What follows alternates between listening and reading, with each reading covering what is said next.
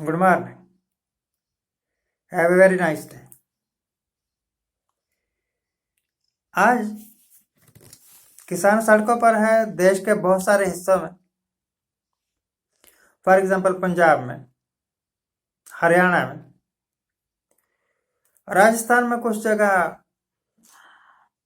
तमिलनाडु की तरफ सड़कों पर है किसान। जो सरकार ने कृषि बिल लागू किए हैं उसके कारण किसान को लगता है कि उसके साथ धक्का हुआ है,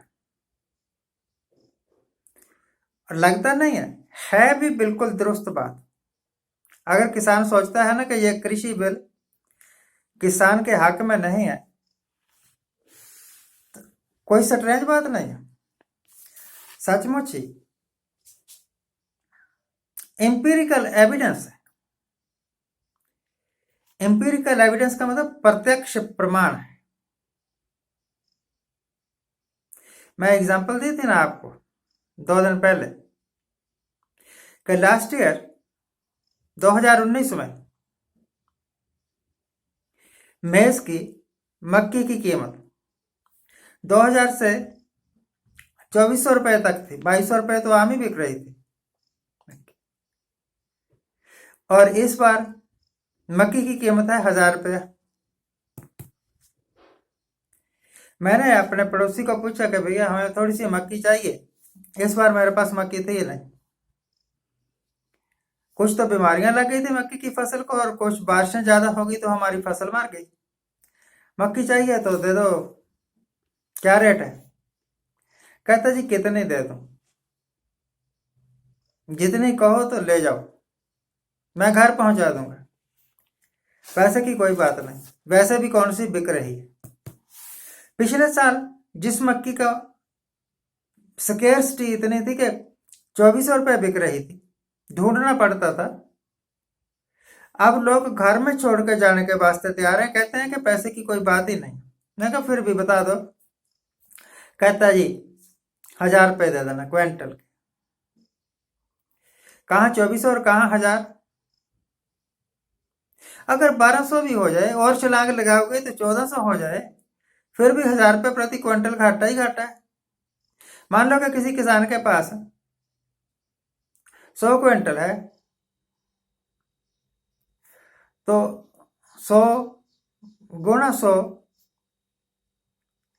उसको तो हो गया ना 10,000 रुपए का घाटा।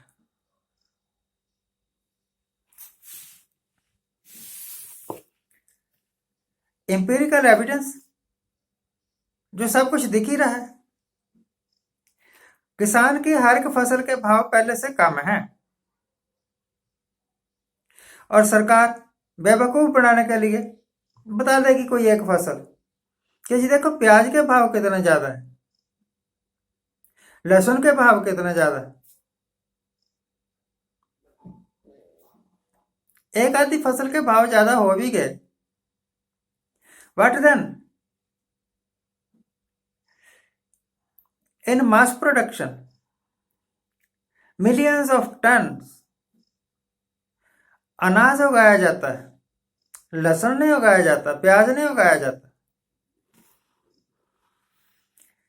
और अनाज से बनी हुई रोटी खा के आपकी भूख हटेगी, मिटेगी? लहसुन या प्याज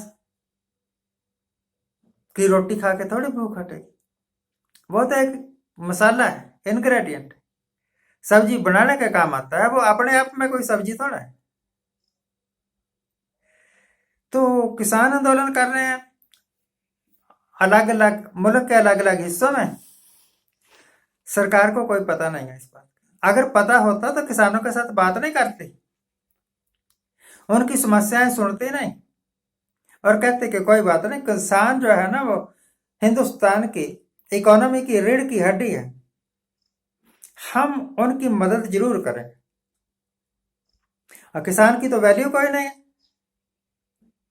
वैल्यू तो है बड़े बड़े इंडस्ट्रियलिस्ट की, अंबानियों और अंडानियों की, जिनको बिना कुछ किए लाखों करोड़ रुपए के टैक्स माफ कर दिए जाते हैं। लाखों करोड़ रुपए। टैक्स माफ, कुछ नहीं किया। और किसान को अपने कर्जे की किश्त भी मुल्तवी, थोड़ी के चलो बाद में ले लेना, ऐसे कोई सुविधा नहीं। परंतु दूसरी तरफ आप देखो ना, अखबारें उठा के देख लो, टीवी देखा करो कभी कभी।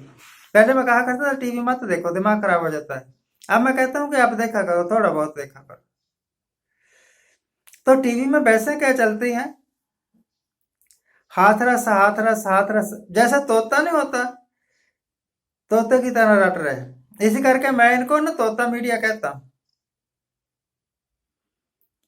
तोते को सिखा देते हैं, बोल गंगाराम राम राम, बस एक ही डायलॉग बोलता रहता है सारे दिन। और ये भी टीवी में 6-6 घंटे 8-8 घंटे बहस चल रही। और बेड़ा गर्क हो जाए आपका। कुछ देश की भी खबर ले लो, सिर्फ हाथरस ही थोड़ा है दुनिया में, और भी बहुत सारी समस्याएं हैं देश के। India is a vast country, बहुत बड़ा देश है। हर एक इलाके की अलग समस्या है, आप उन समस्याओं का उठाओ ना। बिहार में इलेक्शन होने वाला है, बिहार की सड़कों का हाल दिखाओ, दिखाओ कि जिस वक्त बारिश होती है कि लोगों का कनेक्शन ही टूट जाता है, बड़े शहरों के साथ पुलिया तक नहीं है, सड़क तक नहीं है। ये जो लीडर्स हैं अपने मुंह मियां मिट्ठू बन रहे, हमने बड़ा काम किया, बिल्कुल नहीं किया, सबसे बड़े झूठे हैं ये लोग। This leaders are the biggest liars of this era. जब भी कोई लीडर कहता है ना कि हमने बहुत काम किया, तो कान पकड़ के उसको, किया क्या है तुमने? यू हैव डन नथिंग, गप्पे मारने के अलावा कुछ नहीं। देश में समस्या बेरोजगारी की किसी को कोई पता नहीं है, अदरवाइज कोई बात करते हैं। या बड़े बड़े लीडर कई बार बात करना भूल भी जाते हैं। आपके प्रधानमंत्री श्री नरेंद्र मोदी आज या कल में एक नया वकूफा लेकर आपके सामने पेश होंगे कि जब तक दवाई नहीं तब तक ढिलाई नहीं। अरे किसे उल्लू बना रहे हो यार, शर्म करो ऐसी बातें।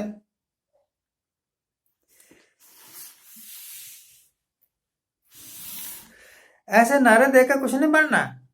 जब तक दवाई नहीं तब तक ढिलाई नहीं।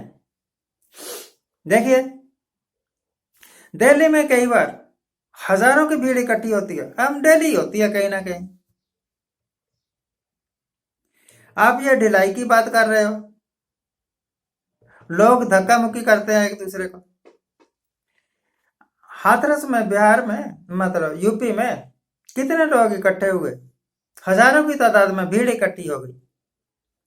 तो कहां थी आपकी दवाई नहीं, ढिलाई नहीं है? एक दूसरे पुलिस वाले डंडे मार रहे थे, और जिनको डंडे मार रहे थे वो एक आधे दो चार नहीं थे, हजारों की तादाद में भीड़ थी। पंजाब में किसान हजूम के हजूम सड़कों पर है। कहां है तुम्हारा नारा, जब तक दवाई नहीं तब तक ढलाई नहीं? एयर कंडीशन ऑफिस में बैठे जो किसी बेवकूफ ने लिख के दे दिया, वो बोल दिया, नारा दे दिया, ताली बजाओ कोरोना भाग जाएगा, ताली बजाओ कोरोना भाग जाएगा। कहां भागा भाई?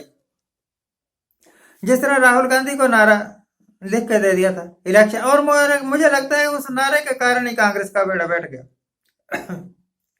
अब होगा न्याय,